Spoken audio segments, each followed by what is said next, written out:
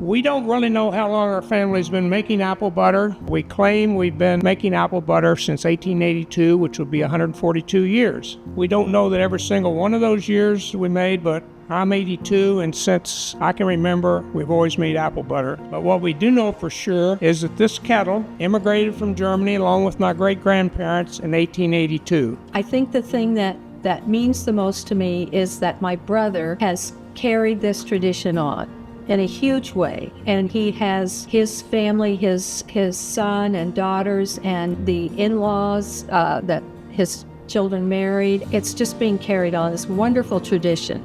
It's a tradition. I look forward to it every year, and there are lots of memories. I was thinking if we all sat down in a circle and started sharing our memories about Apple Butter Day, it would really be kind of a neat story.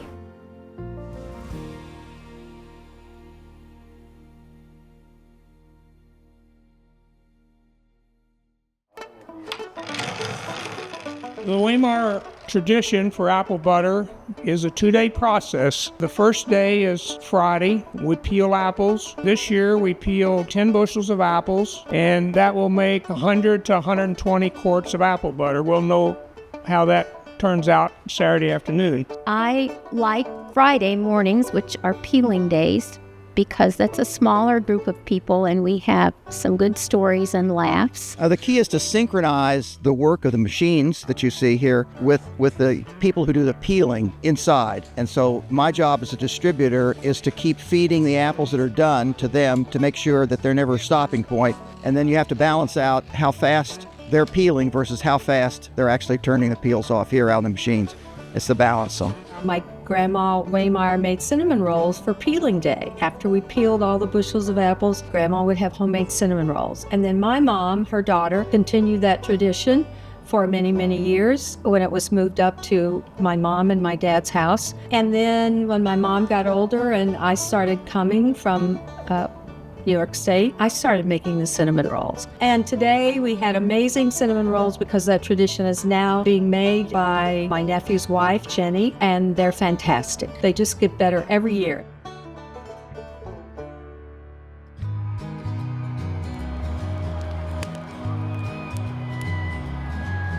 Saturday we start very early, 3 a.m., building the fire, cleaning the kettle, putting the kettle on the stand on the fire. We add some water to get started and put in a few apples once the water gets hot. Then we can continue adding apples during the day because all the apples, of course, won't fit in whenever we first start the process. So as they cook down, we're constantly stirring the apple butter. And then when it's been a certain stage, we add spices and we add some sugar.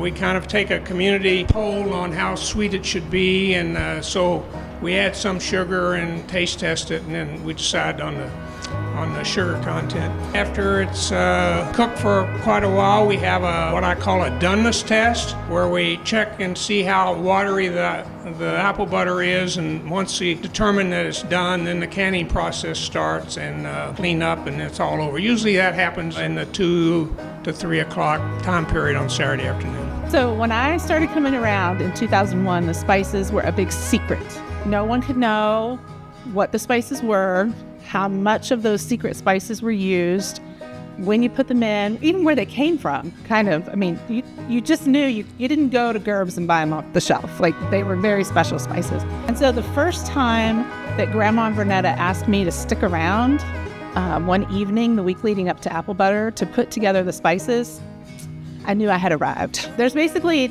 2 different spice bags. Well, I'll start with the easy one. I have a Ziploc bag here, just a plain old Ziploc bag. This is ground cloves, ground allspice, and cinnamon. And there are, depending on how many bushels of apples we're cooking, that's how much of each one of those spices we use. And then you mix it with about a cup or 2 of sugar, just so it's not full of spices going in. And so whenever Charlie tells me to, we just dump this bag into the kettle. So ground cloves, ground allspice, and cinnamon. And then this is the one that gives me ulcers, raises my blood pressure every single year, because this is the whole spice bag. This is cheesecloth, and actually When Grandma Alexander decided that not only could I know what went in the spice bag, but I could even make the spice bag, she gave me a big bolt of cheesecloth. And so I'm still using that today. Every year I just cut off a little piece. And then in here are cinnamon sticks, star anise, some people say star anise, and whole cloves.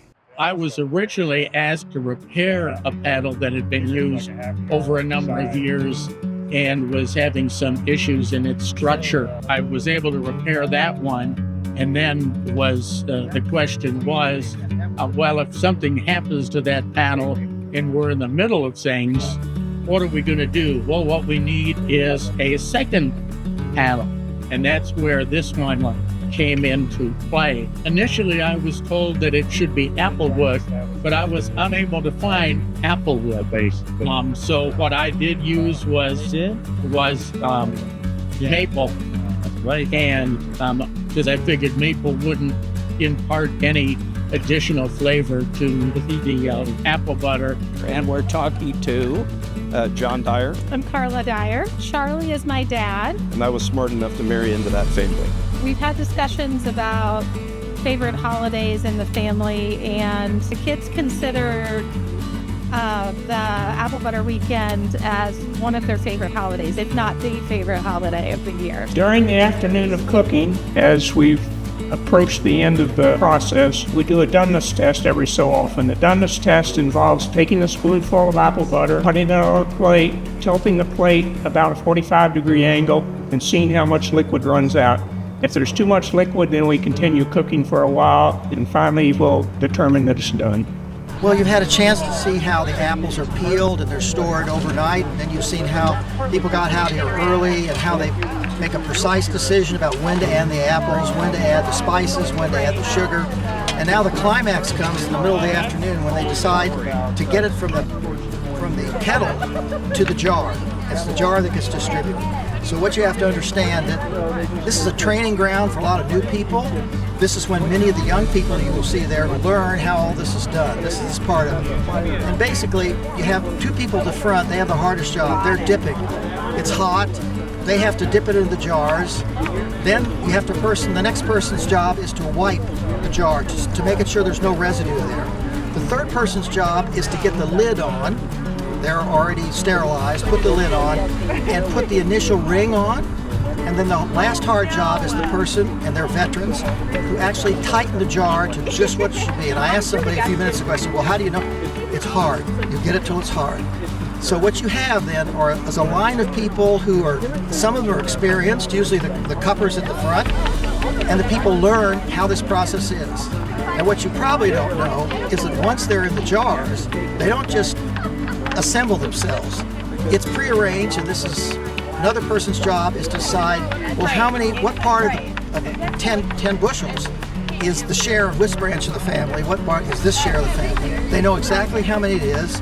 They say, okay, we're doing this branch, say 30 quarts, they do the 30 quarts. Then they're put aside, then the next 30. So that all the distribution process all goes out to the families, and they quickly know, and all of a sudden all of it's disappeared unless they got more apples than they calculated. They can't get it exactly. And then they use that to sell down at their church or they friends and other things. It's a fast-speed culmination as you watch it, and it's fascinating to hear the talk that goes on while they're doing it.